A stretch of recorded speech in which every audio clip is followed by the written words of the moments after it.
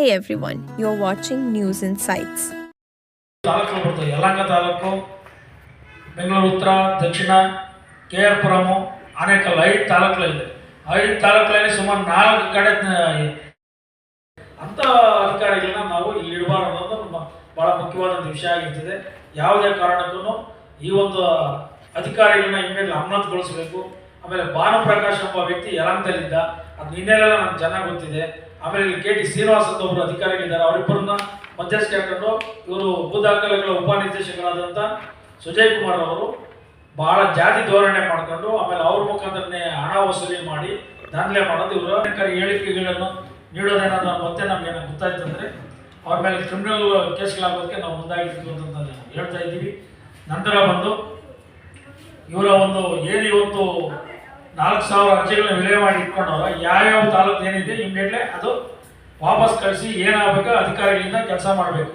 ಅದು ಯಾರು ಇಲ್ಲಿ ಪ್ರಭಾವಶಾಲಿಗಳಾಗಿರ್ತಾರೋ ಬಿಲ್ಡರ್ಸ್ಗಳಿರ್ತಾರೋ ಅವ್ರ ಅರ್ಜಿಗಳಾಗ್ತದೆ ಅವ್ರನ್ನ ಫಾಲೋಅಪ್ ಮಾಡೋದು. ಅವ್ರ ಪಾಲಿಟಿಷನಲ್ಲಿ ಬಹಳ ಅವ್ಯವಹಾರಗಳು ನಡೀತಾ ಇದೆ. ಅಲ್ಲಿ ದಲಿತರಿಗೆ ನ್ಯಾಯ ಅನ್ನೋದು ಸಿಗ್ತಾ ಇಲ್ಲ.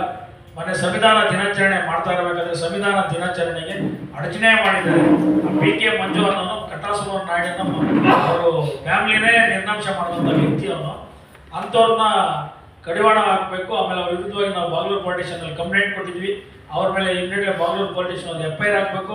ಅವ್ರ ಮಾಧ್ಯಮದಲ್ಲಿ ನಾವು ಪ್ರಚಾರ ಮಾಡಿದ್ವಿ. ನಾವು ಅವ್ರ ಕಾರ್ಯಕ್ರಮದ ಸಂವಿಧಾನ ಅಡಚಣೆ ಮಾಡಿ ಯಾವುದೇ ಕಾರಣಕ್ಕೂ ದಲಿತರು ಊರಿಂದ ಒಳಗಡೆ ಬರಬಾರ್ದು ಅಂತೇಳಿ ಬಹಿಷ್ಕಾರ ಹಾಕಿದ್ದಾರೆ. ಅವ್ರಿಗೆ ಕಡಿವಾಣ ಹಾಕ್ಬಿಟ್ಟು ವ್ಯವಸ್ಥಿತವಾಗಿ ಆಗಬೇಕು. ಆಮೇಲೆ ಅವನ ಮೇಲೆ ಸುಮಾರಿಂದ 20ರಿಂದ 30 ಕೇಸ್ಗಳಿದೆ. ಆಮೇಲೆ ಪೊಲೀಸರು FIRಗಳು ಅವನ ಮೇಲೆ ದಾಖಲಾಗ್ತಾರೆ. ಆರೋಪಿ ಆಗಿದ್ದರೆ ಪೊಲೀಸರು ಪಕ್ಕದಲ್ಲೇ ಕುತ್ಕೊಂಡು ಓಡಾಡಿಸ್ತಾ ಇರ್ತಾರೆ. ಅವನು ಇದುವರೆಗೂ ಅರೆಸ್ಟ್ ಮಾಡಲಿಲ್ಲ.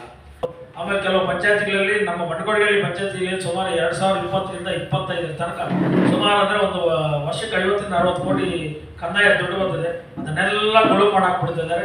ಆ ಒಂದು ವಿಚಾರದಲ್ಲಿ ನಾವು ಎಷ್ಟು ಹೋರಾಟಗಳು ಮಾಡಿದ್ರು ಸಹ ವ್ಯವಸ್ಥಿತವಾಗಿ ಅದು ಹೋರಾಟಲಾಗ್ತಾ ಇಲ್ಲ. ಇಲ್ಲಿ ಬಾಗಲೂರು ಗ್ರಾಮ ಪಂಚಾಯತಿ ವ್ಯಾಪ್ತಿಯಲ್ಲಿ ಇಷ್ಟೊಂದು ಒಬ್ಬ PDO ಅಧಿಕಾರಿ ಇದ್ದ, ನಮ್ಮ ಗಿರೀಶ್ ಅಂತೇಳಿ. ಅವ್ರಿಗೆ ಅನಾರೋಗ್ಯದಿಂದ ಆಚೆಗಡೆ ಇದ್ದರು.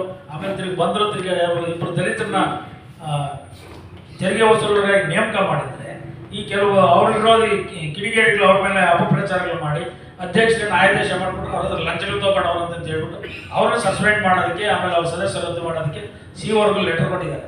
ಅದನ್ನು ರದ್ದಾಗಬೇಕು. ಮಾಡಬೇಕಾದ್ರೆ ನೀವು ಕಾನೂನು ಚೌಕಟ್ಟಲ್ಲಿ ಪರಿಶೀಲನೆ ಮಾಡಬೇಕು ಅಂತೇಳಿ ನಾನು COS ಅವ್ರಿಗೆ ಹೇಳ್ತೀನಿ. ಪ್ರಿಯಾಂಕಾ ಖರ್ಗೆವ್ರಿಗೂ ನಾವು ಮಾಹಿತಿಗಳು ಕೊಟ್ಟಿದ್ದೀವಿ, ಮೆಸೇಜ್ಗಳು ಕೊಟ್ಟಿದ್ದೀವಿ.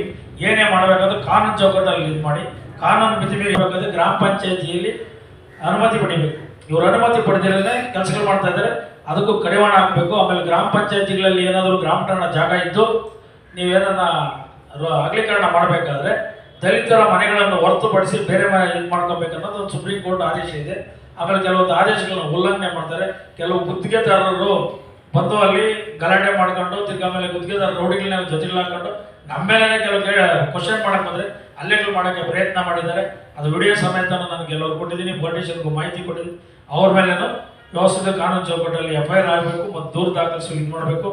ಅದರಲ್ಲಿ ಮುಖ್ಯವಾಗಿ ಬಂಡಗೋಡಿಗಳ್ಳಿ BK ಮಂಜು ಅನ್ನೋನೇ ಮೊನ್ನೆ ಸಂವಿಧಾನಕ್ಕೆ ಅಡಚಣೆ ಮಾಡಿ ಇದು ಮಾಡಿದ್ದಾನೆ. ಅವನ ಮೇಲೆ ಕೇಸ್ಗಳಿರೋದ್ರಿಂದ ಅವನ್ನ ಗಡಿಪಾರು ಮಾಡೋಕ್ಕೆ ಮುಂದೆ ಜಿಲ್ಲಾಧಿಕಾರಿಗಳು ಪೊಲೀಸ್ ಅಧಿಕಾರಿಗಳು ಲೆಟರ್ ಬರೆದು ಅವನು ಗಡಿಪಾರು ಮಾಡಿಸಿ ಊರಿನಲ್ಲಿ ಸಮಾಧಾನ ಇರೋಕ್ಕೆ ವ್ಯವಸ್ಥೆ ಮಾಡಬೇಕಂತ ಹೇಳ್ಕೊತಿದ್ದೀವಿ, ಅಂದ್ಕೊಂಡಿದ್ದೀವಿ. ಒಂದು 3-4 ದಿನದಲ್ಲಿ ಏನೋ ನಮ್ಗೆ ನ್ಯಾಯ ಸಿಗಲಿಲ್ಲ ಅಂದರೆ ಬೃಹತ್ ಟಮಟೆ ಚಳುವಳಿ ಮೂಲಕ ನಾವು ನ್ಯಾಯ ಸಿಗೋದಕ್ಕೆ ಹೋರಾಟ ನಂಬ್ಕೊಂಡಿದ್ದು. ಅದಕ್ಕೂ ತಾವು ಸಹಕರಿಸಬೇಕಂತೇಳಿ ನನ್ನ ಮಾತಿಗೆ ವಿರಾಮ ಹೇಳ್ತಾ ಇದ್ದೀನಿ. ಮತ್ತೊಂದು ಸರ್ಕಾರ ಕ್ರಮದಲ್ಲಿ ಅವರ ಒಂದು ನ್ಯಾಯಯುತವಾಗಿ ಬಡವರಿಗೆ ನ್ಯಾಯ ಕೊಡಬೇಕಂತೇಳಿ ನಾನು ವಿನಿಸಿಕೊಳ್ತಾ ಇದ್ದೀನಿ. ಜೈ ಭೀಮ್.